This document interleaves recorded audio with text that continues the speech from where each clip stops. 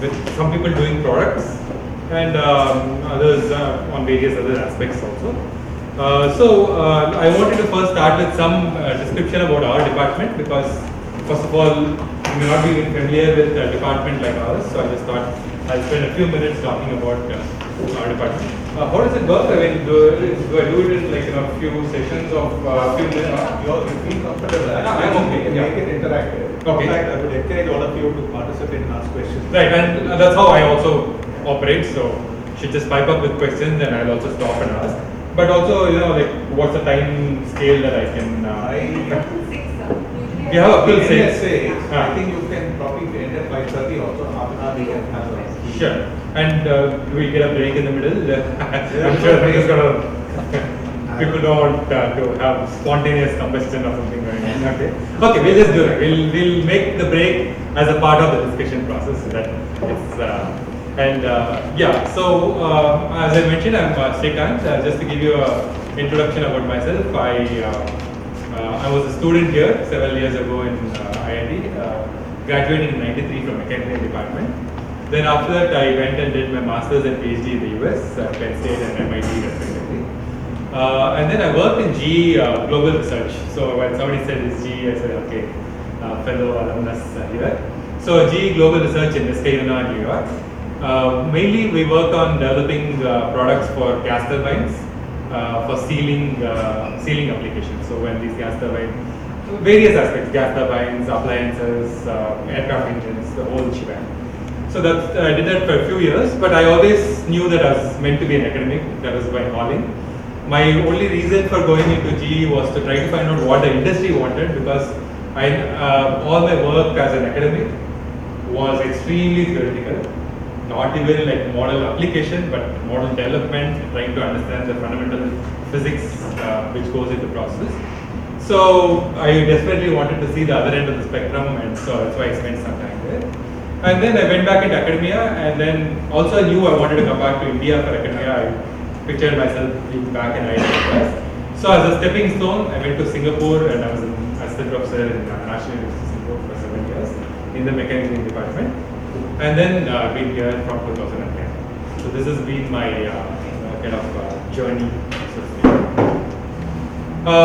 My area of research happens to be in modeling materials, especially novel materials, and trying to understand how they behave and how to optimize their usage for different applications. So for example, in GE, one of the problems that we faced was these gas turbine blades, we could not predict when they would start cracking. Okay, we were off by a factor of 5. We would predict 500 startup and shutdown cycles, 100 startup and shutdown cycles later, there's a crack. And that's very expensive for a company. So you're coming up with new models, and right now the state of art of modeling, there's no way to predict where a crack will form, when it will form. So that is my area of interest. So for that I need to understand a little bit more about what's called the microstructure, what is happening inside the material. And so that has been my overall area of research, to try to understand what happens inside the material that causes it to eventually fail. Okay? And in that context, in those modeling techniques, I also somehow went and applied it in fluid flow. So I have a bunch of PhD students who have worked on flow through microchannels, where there are also, like suppose you think of blood flowing through a microchannel, it has these cells and it could have DNA strands and various things in the plasma. How do they propagate through? How can you design a microchannel such that you can separate out cells which are infected cells versus non-infected cells? So that is what happens to be one area of research, which kind of ties into this sort of microscopic view of what happens to mechanical behavior. Okay. Just a very brief summary. If anybody wants any other details, I'm willing to pipe up a little bit later. So, yeah, today's talk is basically on it's titled Innovative Design. And first thing I want to make sure I emphasize the people who kind of helped me get to this stage of presentation, especially my friend Arun Srinivasa. He's a professor in Texas A&M, like an extremely bright, intelligent person and very smart in various ways. So he's been instrumental in, like, we've been talking about these things, and he's been instrumental in shaping this talk. Okay, so I want to acknowledge it. And he himself acknowledges his colleagues. So I'm directly not met him, but he has acknowledged his friends who have put all these things into his talk. Okay? And of course, Shiva from IIT Madras is a professor in applied mechanics. He is also one of his friends.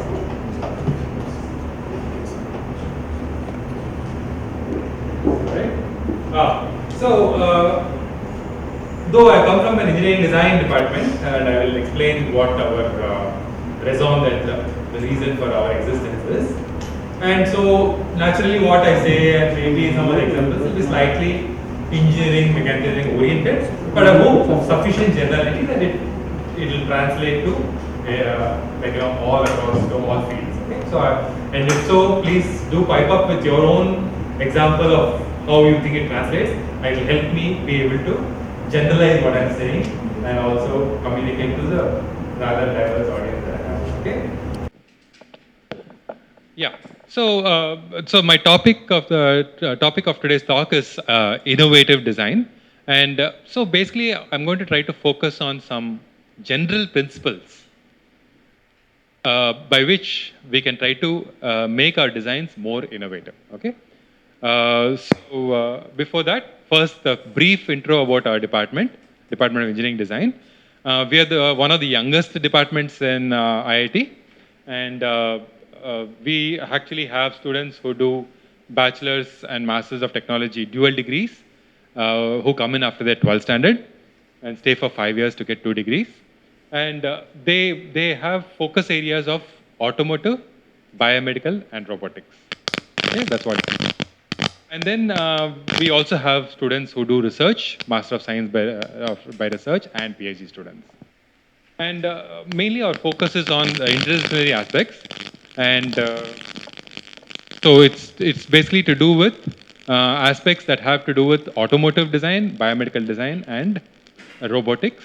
And of course, all of these things require us to have some materials people, mechanics people, design people, and manufacturing.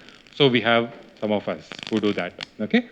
So just a brief word about why engineering design department as a separate department. So if you really think about it, every department, every engineering department, and of course even non-engineering department, are supposed to be doing design.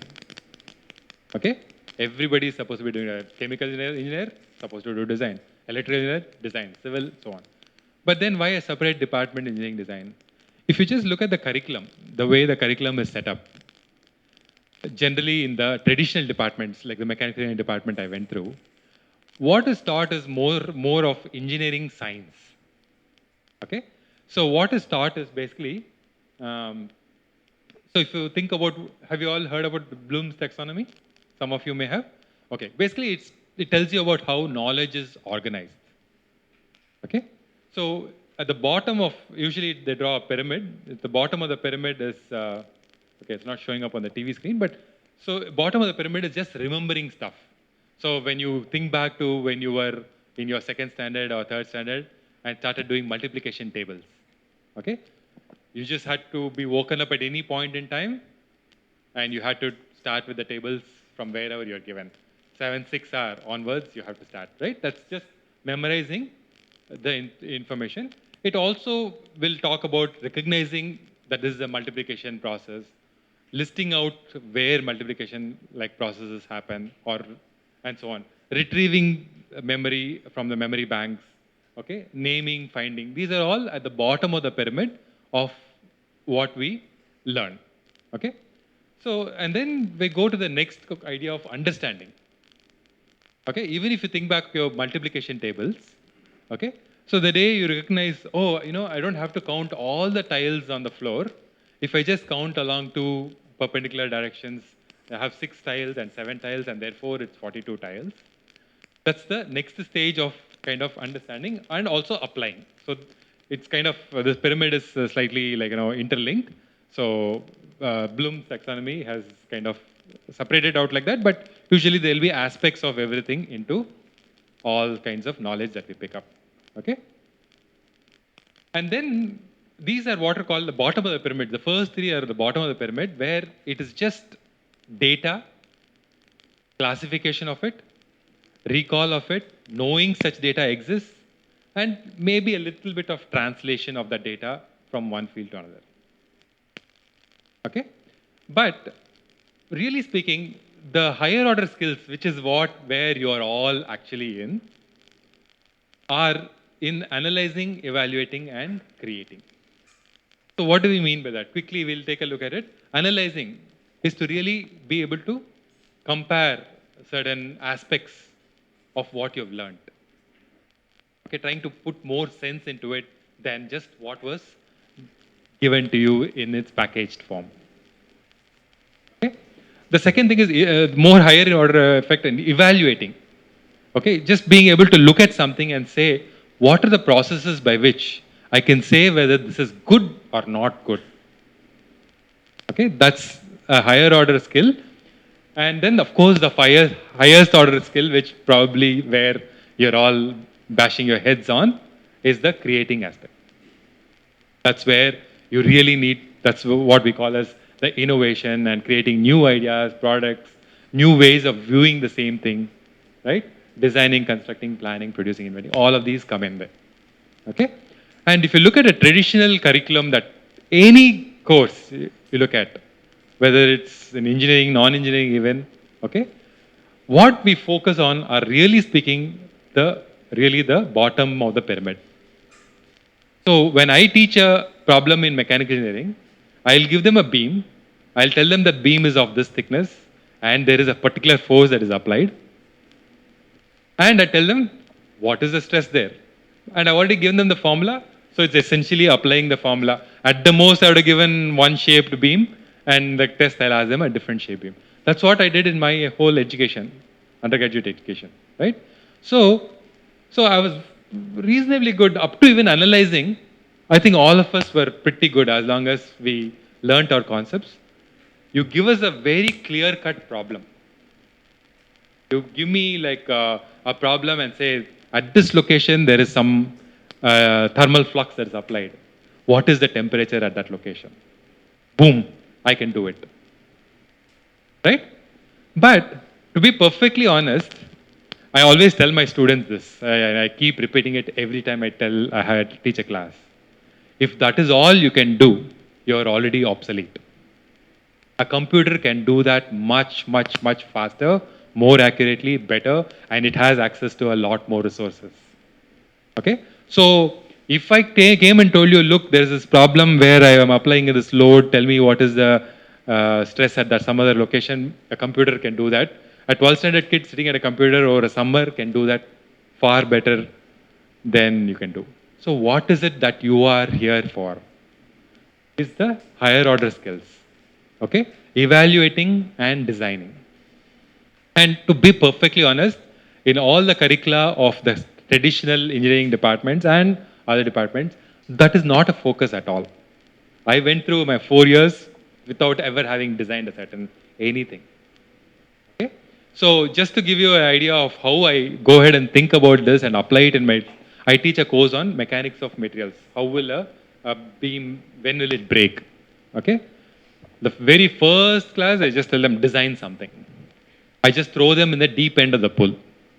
Okay? And the point about that is, what do we mean by design at that stage is, I tell them, I'm not going to tell you what the material is. I'm not going to tell you what its dimensions are. I'm just saying, I need something that will work for me when I have a 20 kgs load sitting on it. That's it. Where is it sitting? I don't know. So I try to give them this sort of experience of being given a very vaguely stated problem. You have no idea which direction to go. And then starting to put some boundaries and criteria on it, make it more concrete, and then trying to solve it. Right? So this is where our department is trying to focus. And so what we do is we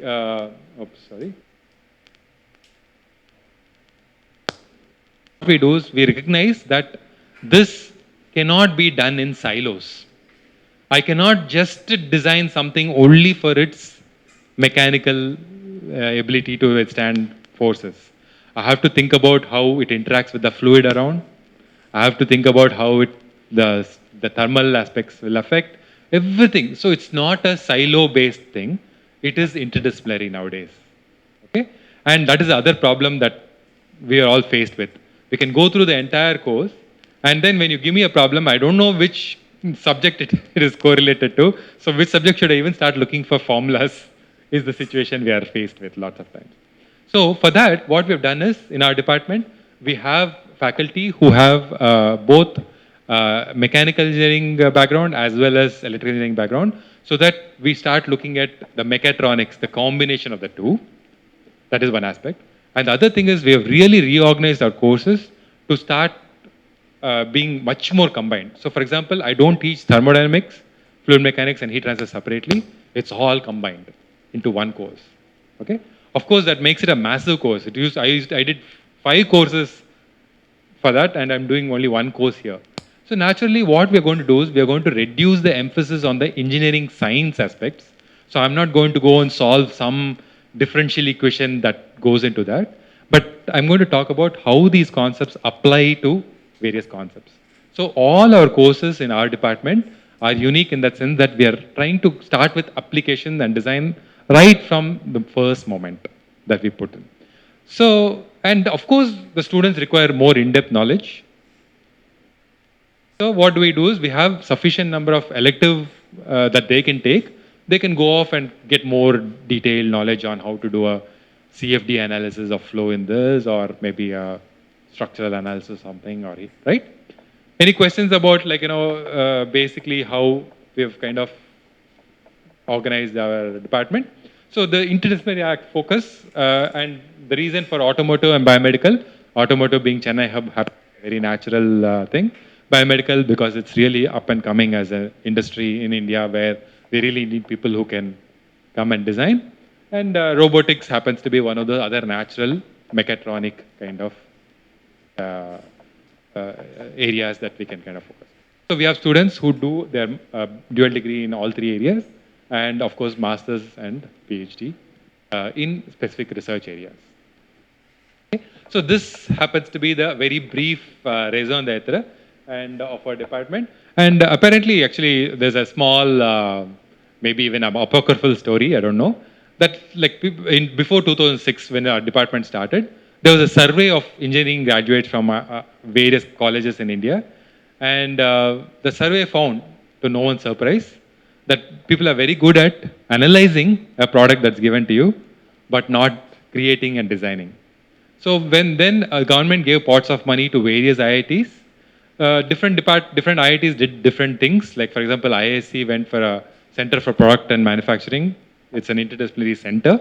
Only IIT Madras went with a Department of Engineering Design. So that is our unique experiment. Okay?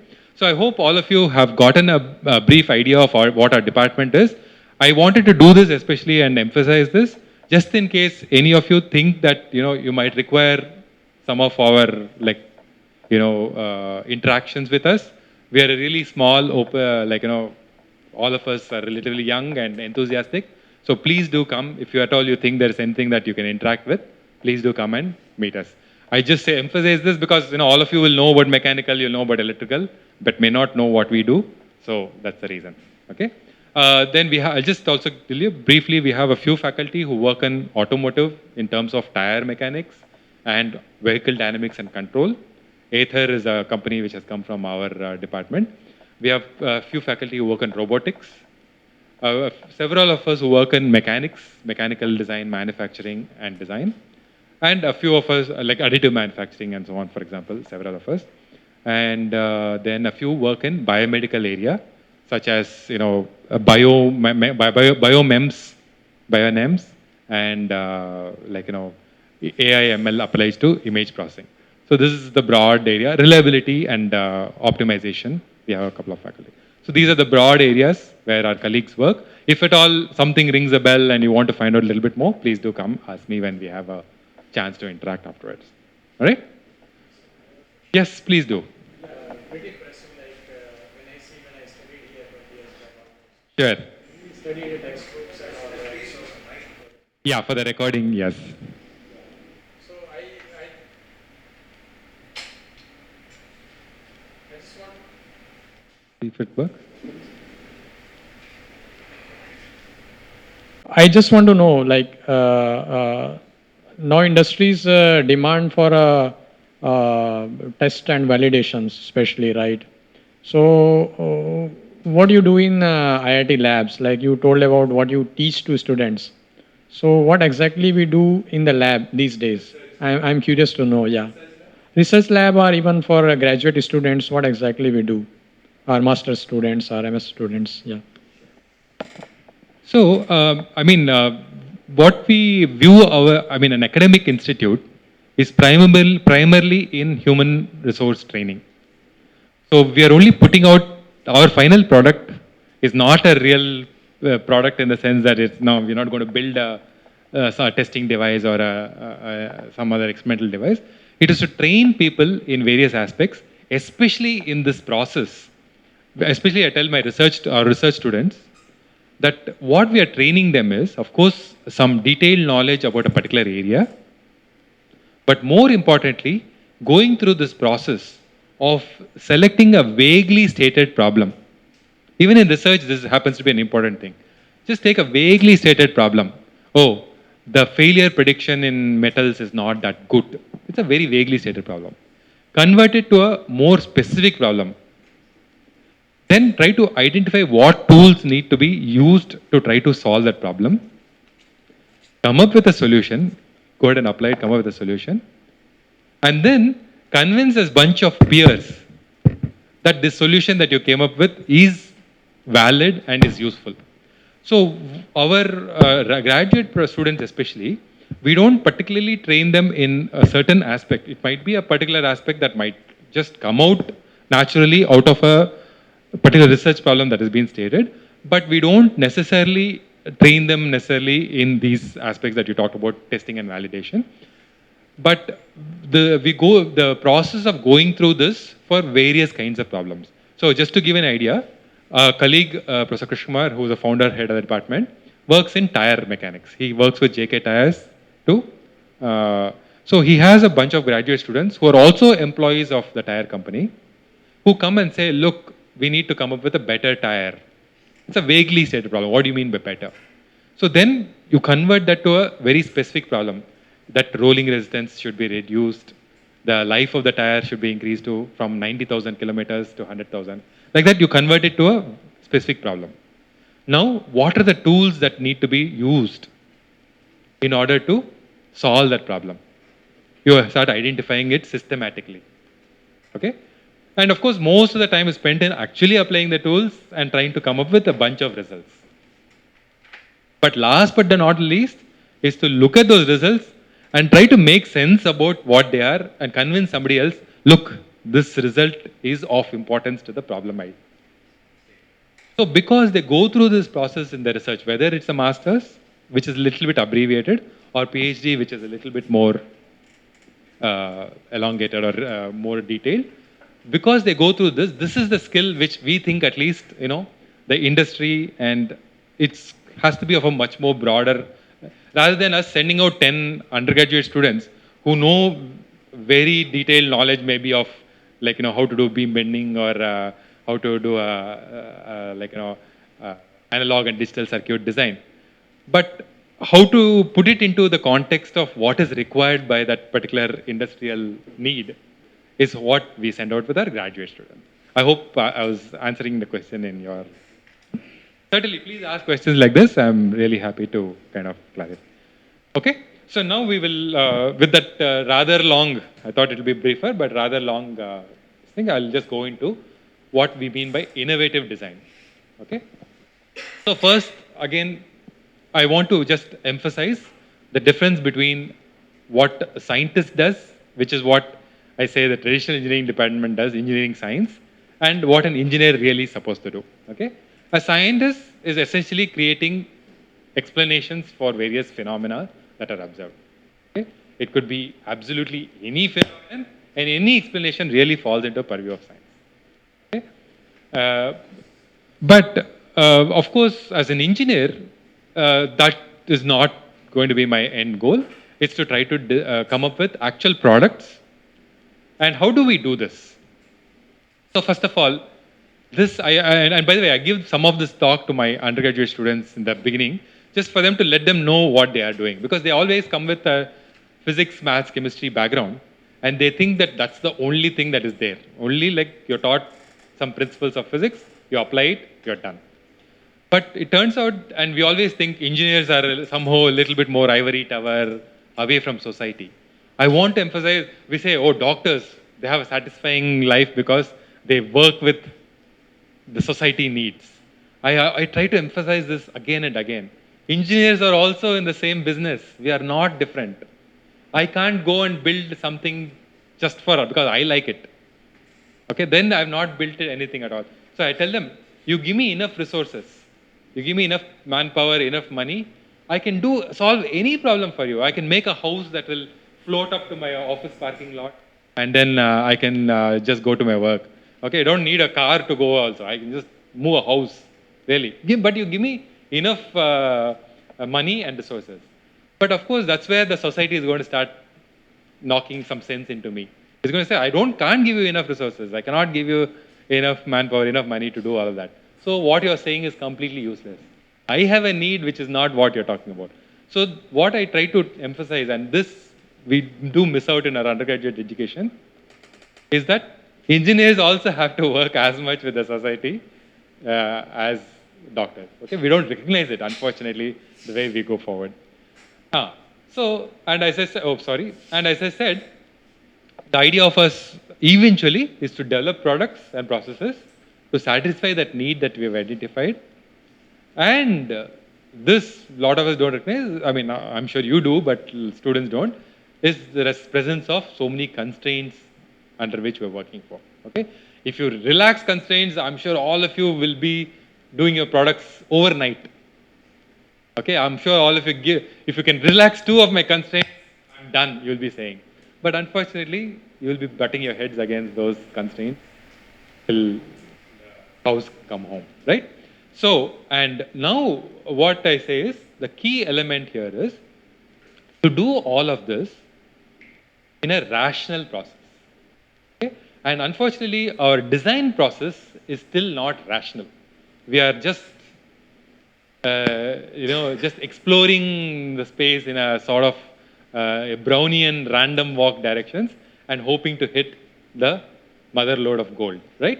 So, and in this talk, I will go through a set of some rational principles, hopefully which are applicable rather broadly. So hopefully, if you can, it will be useful for you to spend this time. Okay. So what we are saying is a rational process, by the way, I want to emphasize this. A lot of us don't recognize what rational process is. One is to collect the right data. And the second is to take the data forward in a logical fashion. Both are as important. Starting with the wrong data, but with a perfect good logic, I can still come to a wrong conclusion. Or conversely, coming up with the right data and doing illogical steps or missing out some steps, I can still come up with the wrong conclusion. Okay? So this is something that all of us have to spend time recognizing. Are we collecting the data systematically? Are we doing a logical process in any aspect of our design process? Okay? But this is easier said than done. Because how do we know we have collected the right data or even the complete data? Either one of these can screw us up, especially if you had a preconceived notion about what the data should look like. Okay? Maybe the logical process could be a little bit easier to do, but certainly the data gathering process is a pain. I'm sure like all of you have recognized it in various aspects. So, but we need to do that as much as possible. And this, if you do it systematically, is what we call the engineering design process. I went to put this a little bit earlier when I talked about my engineering design department. I do this for my students. So this is Calvin and Hobbes, the cartoon. I don't know if anybody read it. If you're not, worth it. Doesn't matter what your age is, worth it. Really sophisticated. But here basically Calvin is a naughty kid who's asking his dad a question. There's US bridges have these weight 10 tons. And he asks, how do they know the limit? Then his dad doesn't know, but he's making up an answer for the kid all the time. He's like, wants to sound knowledgeable. All of us who have kids, I know we've all done that. So they drive bigger and bigger trucks until the bridge breaks. Okay? Then they weigh the last truck and rebuild the bridge exactly as it was. Then Calvin is thinking, oh, I should have guessed that's how they do it. And of course, his wife knows that he's just speaking about that. So what I wanted to mention with that is not the rational process. If you can just keep building the bridge and breaking it, this thing, then you know you're not doing something right. Okay? So we have to do it that much more systematically, and this is what we have in mind. So, okay. So again, why do we need this process for doing this systematic design? Okay. So first of all of us know designing is about creating something anew, afresh. Okay. And we all know it's a really hard activity. It comes on the top of the Bloom's ability pyramid. Okay. Once you've picked up all your knowledge, it really comes up there. Now, why is creating a hard product? Okay. It turns out, here I'm stepping a little bit into biology, which is not at all my forte, but I'll just wink there and hope that you all take it from me. So basically, apparently, we work in two levels, a subconscious level and a conscious level. Okay? The subconscious level works much faster than what is the conscious part. Okay?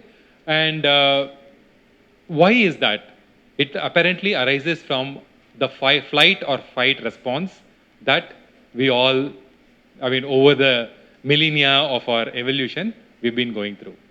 In other words, imagine yourself a cave person many years ago, 50,000 years ago, and you're going there looking for your next meal, and then you hear a bush shake. Okay? You immediately have to make a decision about whether you're going to be its food or whether it's going to be your food, whatever is behind that bush. Okay? So because of that, we do have a very fast response subconscious brain, which cannot focus on specifics of the problem. It is completely prejudicial. It is predetermined what. So a particular sound means I gotta run like crazy. Another sound like means maybe I should run after it. So we take very, very broad aspects and we build a subconscious framework and we operate at that level. Okay? And it goes to a solution, it does not consider alternative. You don't have time to think, maybe this shaking of the bush is my food. You don't think about it. You think now this is a predator that's going to attack you, you just have to quickly make a decision and run. Okay? And thing is, it seems like this is way out of your league. Doesn't seem like what you're going to do right now. But no. What I want to talk about today is the fact that we do have a subconscious that is interfering with everything you do. Everything you do. Okay? And the thing is, it comes up with an idea. Okay? And then what happens is, even when I tell you, hey, let us come up with some novel, rational process, what all of us do is we'll come up with the subconscious, we'll come up with an idea. Then what the rational brain does is it tells you why this is actually it's a good idea. Okay? So just imagine, supposing we're all going for dinner. Okay? And I say, let us come up with a item on the menu that we will choose. Okay? I am telling you that all of us, we will subconsciously want to eat something. We'll want to eat that puri on that menu. Okay? But then we'll come up with, I've not eaten puri for 3 weeks now. Maybe I should try it out. You will say that. Okay? This happens to all of us at every stage. And now the idea is and this is bad. This is not like the correct way to do it. Okay? Because if you rely on such a process, you're going to rely on a process that is prejudicial, that is already a pre-framework has been put into place. Okay? So, and that means you're only going to operate on stuff that is already out there, which you have already determined to be relevant here. Okay? The idea is to try to avoid that as much as possible. And so we have to try to, hopefully the processes that we'll go through in today's discussion, we will try to use this. Unfortunately, we cannot get rid of it.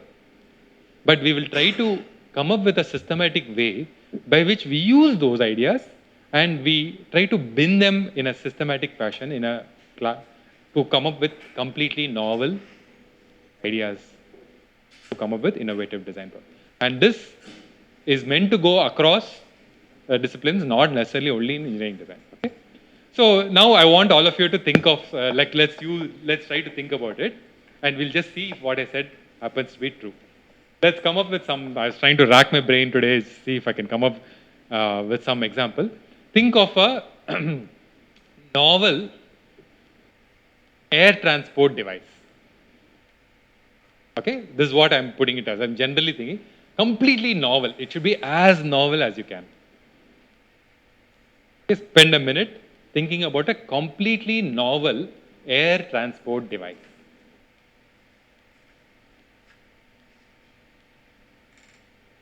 And once you're done, you can just pop up your hand, and I'll just try to find out what you have thought of, and let us explore what you're done. So of course, since I told you this, I should have probably put this, think of this beforehand, but still, I want to show you that it's, even knowing that there's a subconscious brain that is, after all this slide, you will still find it hard to overcome it. So go ahead. Anybody wants to give me a description of something that they have thought of is a completely novel air transport device? Anybody? Throw out something. There's nothing right or wrong, as you all know. Yes? We can sit on a fire extinguisher and use the nozzle to fire. Okay. Sitting on a fire extinguisher and use that as. So, okay, good. Any others? Let's discuss what, where, which context it is, and yeah. Anything else? Using helium gas. Helium gas too? I mean, so come up with a. Maybe in a huge quantity first we let it come. So you're thinking of like maybe say tying a bunch of balloons to a chair, for example, and going up, right? So, yeah, go ahead. Yeah. Fly using a bicycle? How do you mean by that? With wings or something. So, fine. I mean, there's really nothing right or wrong, but what I want to just point out is that whatever idea you come up with, you will see it is that spontaneously, that first idea, even though I said novel and I wanted it to be as novel, all you do is you will try to look at stuff that you already seen and you will just try to make some sort of tweaks on it, which is fine. I mean, it's not bad, but we want to try to systematically go back and try to see at what stage he wanted to make the tweak on the propelling device. You wanted to tweak on, for example, the how it looked and how you're sitting on it. Other person wanted to tweak on, like, what is again the propelling device. So what I want to say is that if you do this, you will only come up with some tweaks on what you know, which is fine. But we want to systematically be able to classify where our innovation is and why that particular innovation is of interest, so that, of course, we cannot come out of any, I cannot make anything come out of vacuum.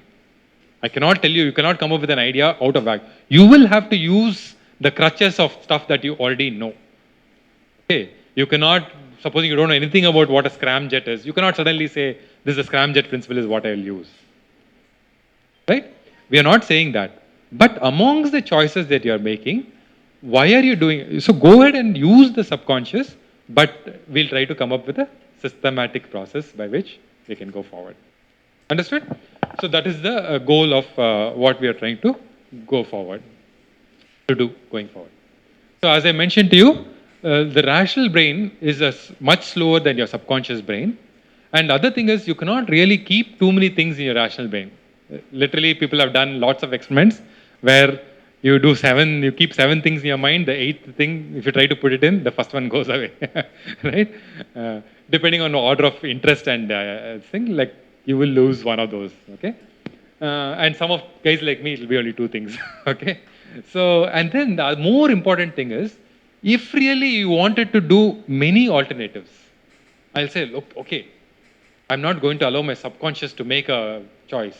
I want to decide whether I'm going to eat puri, idli or dosa in a very rational fashion for today's dinner.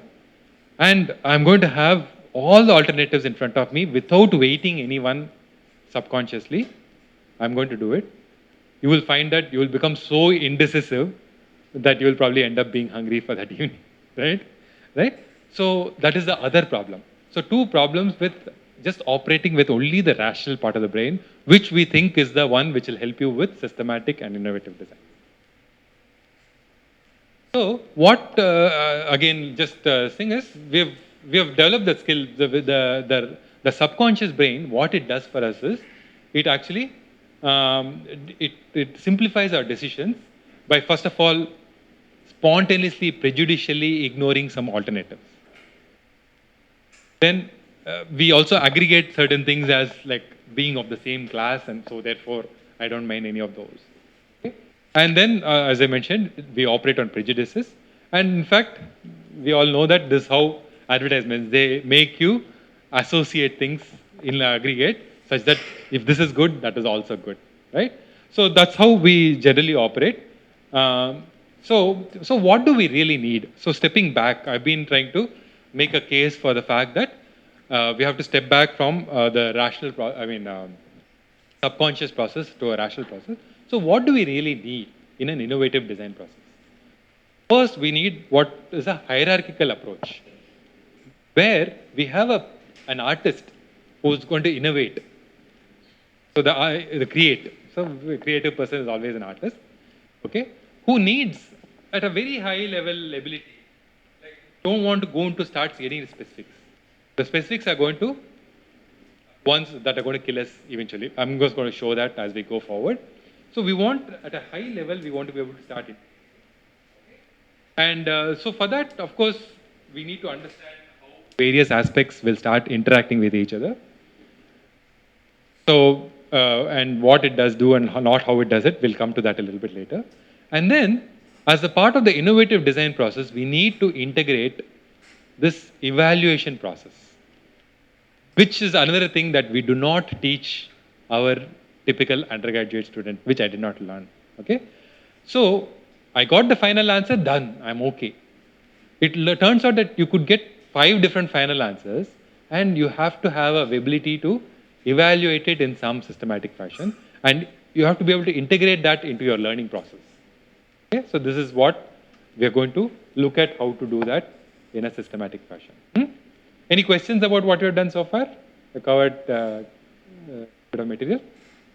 Okay. So in case of evaluation, you really need to know, like, you have to be able to understand how different aspects are going to impinge on other parts, as well as some more detailed understanding of the embodiment. It's not going to be enough to do the high level thing. So as an innovative designer, we need both aspects, and we need to keep cycling through this. That cycling aspect is something that we really need to incorporate into our systematic process, right? So this is, as I mentioning to you earlier, design is not about things. It's not about stuff that you're building. It's about how you're satisfying people. At the end of the day, there's a customer or a set of customers who you have to satisfy. It's orienting towards what people.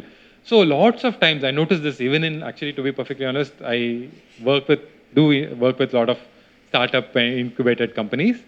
Lots of times people are doing it because they can do it, because it's cool. But that's not what should be driving it. It should be like what you are trying to satisfy the customer in that case. Okay? So lots of times people are so caught up on the method by which they're doing it. Oh, I got this very cool way of doing this temperature sensor, right? No. Is the temperature sensor of necessary, and what aspect of the temperature sensor or pressure sensor is the one that you want, is the one you're focusing on. The method, frankly, at the end of the day, nobody gives a damn, right? So lots of times we do get caught up with it, and it represents the whole process of design, represents the way of thinking about it. And as I mentioned to you, it is not only about engineering products, it really can be applied to anything. Hopefully you will try this out on your next vacation that you plan, this systematic design process, and of course get kicked by everybody else who is going to go on vacation with you for wasting time doing it. But it is good. So whether you're doing vacation planning or preparing for exam or whatever it is, You can do this systematic process. Okay, it's about satisfying a customer need. So who's your customer when you're preparing for exam? Is it you or your dad who's going to beat you up for not getting good marks, right? Okay. So with that, we start a little bit coming into the specifics of what we mean. How do you go through this process? By the way, any questions so far? Okay.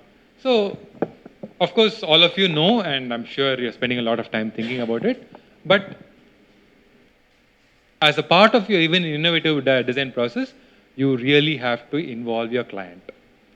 Okay? Of course, there's a whole bunch of theory about how to even identify the client. Okay? Going through the market segmentation, all of that stuff, and coming up with your ideal persona of your client could be one possibility. Or, really making sure you're not looking at the wrong end of the spectrum as your client. Okay, you want to sell something to the people, but you think a government is who's going to buy it for you, right? Like that, identifying the client. So it turns out that we, as an engineer, I mean, I'm talking since I'm engineering design department, we're the buffer between the people who want to sell stuff and the people who can make the stuff. Okay, and who use them. So we want to make sure we have certain criteria, constraints, safety being one of the most important things, and predictability, which is reliability. Okay. So to put it in the most generic fashion of who a client will be, is if I do something with my product, who is the one who is going to be affected by it? Anybody who is not affected by it is not your client, is really not going to give you inputs that you strictly care about. Right? Not, at least not in a direct fashion, maybe some indirect fashion, but not in a direct fashion. Right? Anything is okay about that, the definition of a client? Because what happens is, unless we do that, we find that we are answering the wrong question lots of times. Okay? So, and once you identify the client, we'll have to come up with a need statement. Literally what we call a need statement. So there's of course a difference between what is a need and what is a want. I want this. I want a car that's like a Mercedes but it's damn cheap. Cost less than a bicycle. Okay?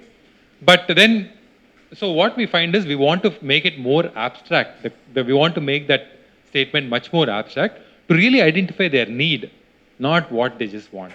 Okay? So you just keep asking and we'll go through that process a little bit. And finally you find out that they really want to go from A to B, place A to B, and then you can suggest them the right solution. Okay?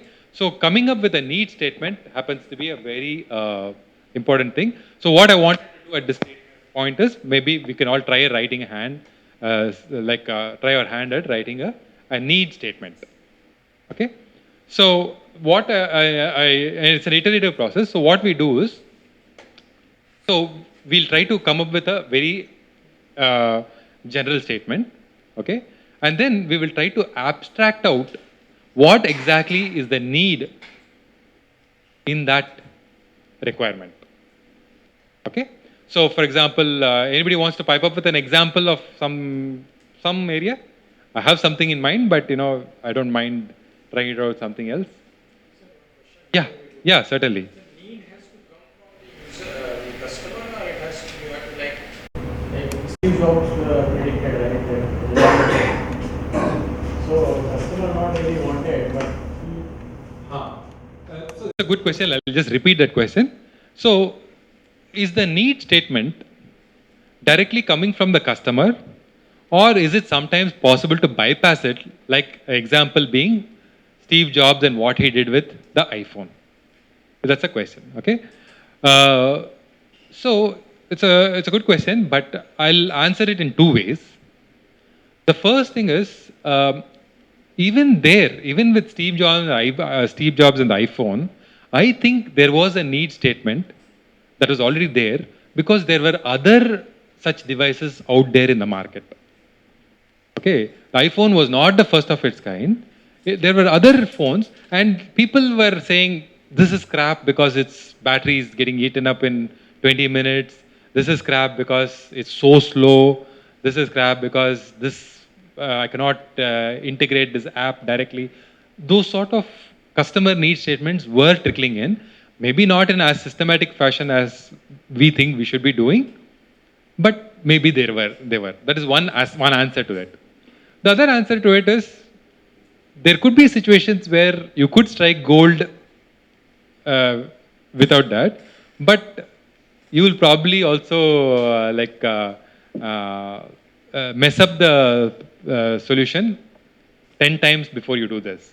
And in fact, Steve Jobs did that. There were a lot of products which bombed, like the Apple Newton, which came much before that, right?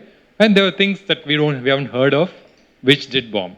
Okay, so in that sense, going through the systematic process, especially if you don't have a pile of cash, you're sitting on a lot of engineers already working for you, it's better to try to do this need. Okay, so at any point in time, go to the in this case, of course, it is the customer happens to be quite a diffuse customer, right?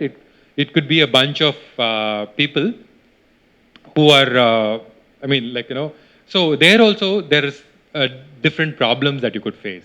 Okay, it will turn out that any product you come up with, there will be some early adopters who don't mind the price, who don't mind how crappy it is, and you will find that there will be a bunch of people who will always first 2 3 people who might buy stuff. Unfortunately, if you start riding on their coattails, it will turn out that the next group of people, and this will be very few people, early adopters, the actual early users who are the ones who are going to start kicking up your product and making it much more widely known. There is actually a big jump between going from this early adopters, who are basically devil may care kind of attitude, to people who are a little bit more and who actually really constitute your market segment. Okay, so identifying a customer, coming up with a need statement, you has to be done in an appropriate fashion. So, in fact, I think there are books by on this, and I'm not much of an expert. I think there's a Jeffrey Moore, Crossing the Chasm. Has anybody heard of it? There's a book by Jeffrey Moore called Crossing the Chasm, CHASM. It means basically there's a big valley between the early adopters, the persons who don't care, to all the way to getting your first real customer base. Okay? The people who are much more careful with their money, sincere, and so on. So he observed a lot of companies which seem to sell their products to a few places, and now they're coasting. Oh yeah, we have gotten our foot in the market, and it turns out 2 years later they are exactly in the same place as they are. And the reason for this is there will always be, as I mentioned, a few early adopters who are there just for trying out the newest stuff. But so the idea of their identifying a market segment is, see, supposing you think of your product as appealing to a typical 20-something person who has just gotten a first job, got some easy cash, wants to look cool with this product, something like that you identified. Okay? So that is your market segment. That's where you really think you can start selling more and making your real returns on investment, right? But what will happen is before those guys buy it, there will be a few people who could be all the way from like a 75-year-old grandmother to a 13-year-old kid who have just happened to find that interesting and bought it. But just because they bought it, you cannot go as thinking that they are your market segment and they are going to be satisfying your customer need. Okay, so that identifying the customer need and writing the need statement happens to be a very important for that reason. Any other questions that come out of this similar discussion? All right. So shall we just try our hand at writing a need statement? So let's see. I give a certain, I've given this talk a few times, and I usually give different kinds of examples for need statement. Sometimes people will pipe up with their own. So yeah. Certainly. I'll just give the lines.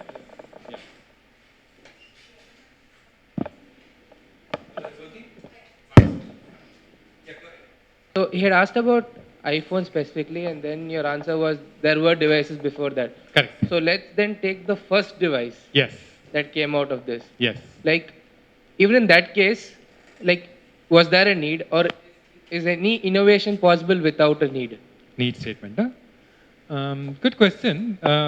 So I'm myself not an expert in this. I'm a little bit out of my depth here, but let me just. So in fact, it turned out coincidentally. By the way, we have a course in our institute. It's called product innovation or something. So I happen to be one of the co-advisors in the course. So the course is about innovation, and we are trying to. One of my colleagues, Professor Satya Seshadri from Applied. And in fact, coincidentally, yesterday we had a class in which he was talking about exactly this.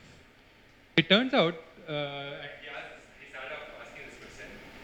Do you know when the first touch phone kind of device was introduced in India? So now we have touch phones. I touch the screen and I'm able to do stuff. I rotate the screen and immediately my thing changes. All of these things. Do you know when the first such device came to India? Anybody? It's okay, nothing right or wrong. It was the palm shop or something, 92. I'm sorry, Palm? Palm shop, I think. So what year was that? 92, I thought. 92. I'm not too sure. That's through my answer. Yeah, go ahead. 95, 96. No, actually no. The typical answer would have been a little bit later because you need to be able to rotate stuff and it That didn't happen. has an accelerometer which will sense which orientation you are in, and you should be able to touch the screen either with a pen or your hand. And you know which is the first one? It turns out to be the Simputer, which came from IISc. Has anybody heard of the Simputer? So, my Yeah. professor, Dr. B. He was involved in that? Excellent. So you will probably have some more background. So it turned out in 2001 or 2 or maybe the latest 23, this device was there and it's working. But it couldn't make it into the market because of iPhone came. But iPhone came later, that made But iPhone is 90,000 rupees, this is 9,000 rupees. Okay, 9,000 rupees, you had all the functionalities running on Linux. You could rotate it, you could play games on it, you could do anything. Okay? But you never heard of it after that. Whereas people are spending 80, 90,000 rupees on iPhones, right? So what happened there? Okay? So the first early adopters, to answer this question, will face a problem, and sometimes if you are in that right zone, you could catch the market. But in this case, probably, even though brilliant work was, way ahead of the time, okay? Way ahead of the time. Come on. No problem. So it's even though it's a way ahead of its time. Okay. Identifying the market need, again, probably, in hindsight, we can say that. So that time it was marketed as something that can be used by farmers, by grandfathers to give a story to the children. Basically the government, I may be wrong or right, correct me. If it's a little bit apocryphal also, you can go back and read a little bit. I think nice documents which describe this. But the point is, who's your customer?